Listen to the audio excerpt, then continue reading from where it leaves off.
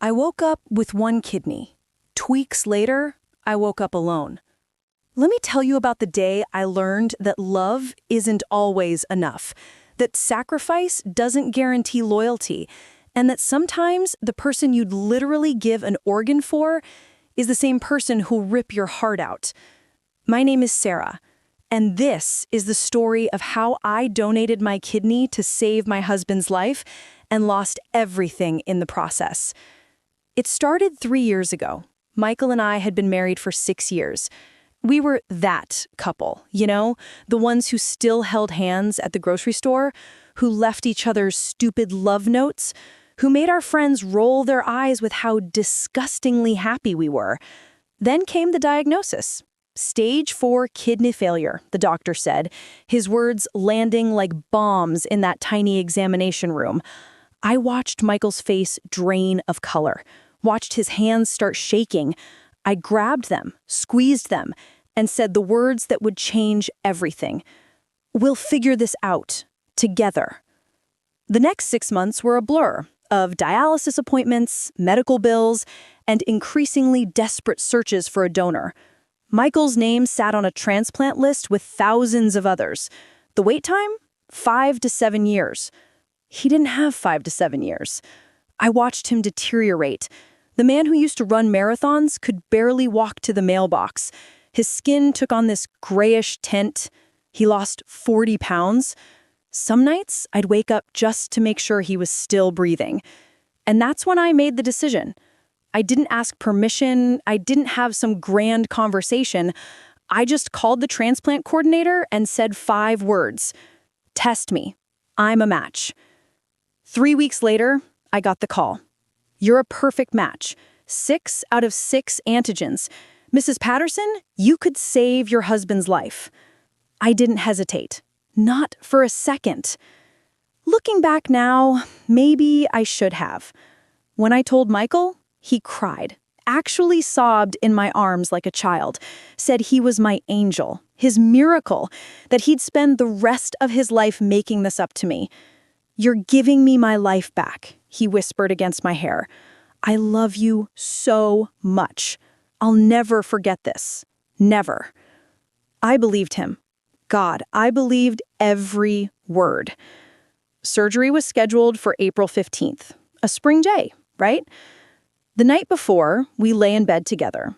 Michael kept touching my face, memorizing it like he'd never see it again. He asked, "Are you scared?" I admitted, terrified. "But I'd do anything for you. You know that." He kissed me then, long and deep. He said, "You're the best thing that ever happened to me." 24 hours later, I'd be on an operating table. 48 hours later, my kidney would be functioning in his body. 2 weeks after that, he'd be gone. The surgery took 4 hours. 4 hours where they cut into me, reached inside, and removed a piece of myself to save the man I loved. I woke up in agony, the kind of pain that makes you understand why they call major surgery going under the knife. It felt like I'd been split open and barely stitched back together. But Michael was in the room next to mine, and his kidney, my kidney, was working. "It's a perfect success," the surgeon told us both. "Your kidney adapted immediately. Michael, you're going to live a normal, healthy life now." Normal, healthy. Those words felt like victory. The first few days were hard. We were both recovering, both in pain, but we were together. We'd watch terrible daytime TV, compare our scars, joke about being kidney twins now. "We're literally part of each other now," Michael said one afternoon, his hand finding mine across the gap between our beds. "You're inside me, keeping me alive. That's the most romantic thing in the world." I smiled through the morphine haze. "You're stuck with me forever now. Can't exactly give it back." He laughed. "Wouldn't want to." Liar. We went home after 5 days. Michael recovered faster than I did. That's normal, they said. The recipient usually bounces back quicker than the donor. I didn't mind. I was just so happy to see color returning to his face. to watch him eat without feeling sick, to see him smile again without that shadow of death hanging over him. My mom came to help for the first week. She cooked, cleaned, made sure we both took our medications on time. "You did an amazing thing," she told me one night while Michael slept. "Not many people would do what you did." "I love him," I said simply. It wasn't even a question. She hugged me tight. Later, I'd remember the look in her eyes, like she wanted to say something but couldn't find the words. Maybe she knew something I didn't. The shift started small. Michael began sleeping on the far edge of the bed, started spending more time on his phone, took longer showers, started saying he needed space to process everything. "This is a lot to deal with," he'd say when I asked if something was wrong. "I just need time to adjust to my new normal." I gave him time. I was patient. I understood, or I thought I did. Then came the night his phone wouldn't stop buzzing. It was 11 p.m. We were watching a movie. His phone, face down on the coffee table, kept lighting up, over and over. Buzz, buzz, buzz. "You should check that," I said. "It's nothing, just work stuff." At 11 p.m., he grabbed the phone, left the room. I heard his voice through the door, low, intimate, laughing in a way he hadn't laughed with me in weeks. Something cold settled in my stomach. I couldn't sleep that night. Lay there staring at the ceiling while Michael snored beside me, sleeping soundly on my kidney. The next morning, I tried again. "Michael, talk to me. What's going on? I feel like you're pulling away." He sighed like I was being exhausting. "Sarah, I'm dealing with a lot. I almost died. I'm trying to figure out who I am now. This isn't about you." "It feels like it's about me." "Well, it's not. Can you just give me some space?" Space. That word again. I called my best friend, Jessica, that afternoon. "He's acting weird," I told her over coffee. "Distant, cold. We just went through this massive thing together and he's treating me like a roommate he's annoyed with." "Post-surgical depression," Jessica suggested. "That's a thing, right? Maybe he's struggling with accepting help. You know how men are?" I wanted to believe that, desperately. But deep down, I knew it was something else. The truth came 3 days later. Michael had left his laptop open. I wasn't snooping. I was going to order us dinner and his computer was already on the food delivery site. But there was another tab open, a message thread. And when I saw it, my entire world shattered. 2 weeks after that, he'd be gone. Her name was Amanda. They'd been talking for months, since before the surgery. I scrolled through messages that made me physically sick. "Can't wait until this is all over so we can finally be together. She's suffocating me. I feel so trapped. Once I'm healthy again, I'm leaving, I promise." And then, dated 1 week after our surgery. "Recovery is going great. Few more weeks and I'll be strong enough to move out. She served her purpose." I vomited, right there in the office. Fell to my knees and threw up until there was nothing left. Served her purpose. Those words kept echoing. Served her purpose. I had given this man a piece of my body. Had lain on an operating table and let them cut me open. Had endured pain I'd never imagined. Had sacrificed my health, taken on surgical risks, committed to a lifetime of living with 1 kidney, and I had served my purpose. When he got home that night, I was waiting. "Who's Amanda?" His face went white, then red, then carefully blank. "What?" "Amanda, the woman you've been planning to leave me for. The woman you promised a future to while I was recovering from giving you my goddamn kidney." He didn't apologize, didn't grovel, didn't even look ashamed. Instead, he got defensive. "You don't understand, Sarah," he started. "I almost died. I had time to think about my life, about what I really want. And I realized we got married too young. I never got to figure out who I am. So you used me? You let me give you a kidney knowing you were going to leave me? It wasn't like that. Then what was it like? Silence. Then quietly, I needed the kidney, and you were willing to give it. I felt something inside me break. Not my heart, that was already shattered. Something deeper. My faith in humanity. My belief that love meant something. My trust in the man I'd married. Get out, I whispered. Sarah, get out of my house.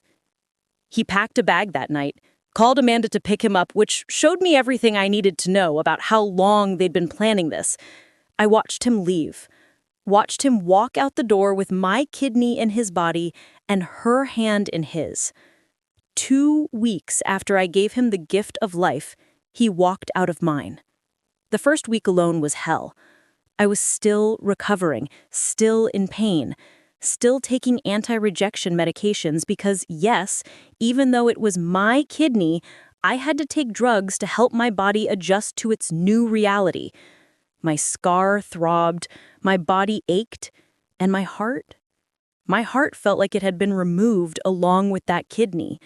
I called a lawyer, told her the whole story. Can I sue him? Can I demand the kidney back? There has to be something. She looked at me with such pity. I'm so sorry, but organ donation is considered a gift.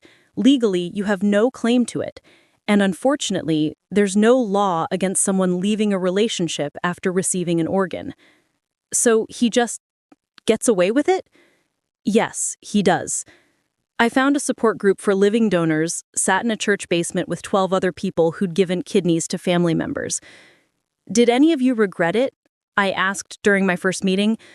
Most said no. Their recipients were grateful. Bonds deepened. Then one woman spoke up. I gave my kidney to my son. 6 months later, he overdosed on the drugs that destroyed his first kidney. Killed himself with my kidney inside him. Another woman, I donated to my sister. She's alive, but she hasn't spoken to me in 3 years because she can't handle the guilt. I learned something in that group. Organ donation changes relationships, always. Sometimes for the better, often for the worse. Because how do you maintain an equal partnership when one person literally owns a part of the other? When the debt is so massive that it can never be repaid? Some people rise to that challenge with grace and gratitude. Others run from it. Michael ran. It's been 8 months now since the surgery, 6 months since Michael left. I'm healing, slowly. The physical scar is fading to a thin white line. The emotional scar, that's taking longer. I got a text from him last month. Just one. Thank you for what you did. I know that doesn't mean much now, but I am grateful. I hope you can forgive me someday. I haven't responded. Don't know if I will. Because here's what I've learned. You can't make someone love you through sacrifice. You can't buy loyalty with your own body. And sometimes the people we die for are the same ones who kill parts of us. I still go to the support group. Actually, I help run it now. Last week, a young woman came in, 26 years old, wanted to donate to her boyfriend. Don't do it, one of the older members said immediately. But I stopped her. That's not our decision to make, I said gently. We can only share our stories and let her choose. So I told her mine. All of it. The surgery, the recovery, the betrayal, the heartbreak. Would you do it again? She asked me, knowing how it ends. I thought about it. Really thought about it. I don't know, I finally said. I saved his life. That's not nothing. And I learned who he really was before I wasted more years on him. So maybe it was worth it in a twisted way. These days, I volunteer at the transplant center. Help prepare living donors for what's coming. Make sure they really understand what they're getting into. Not everyone should donate. Not every relationship can survive it. And that's okay. I live alone now. Same house, but I've redecorated, made it mine.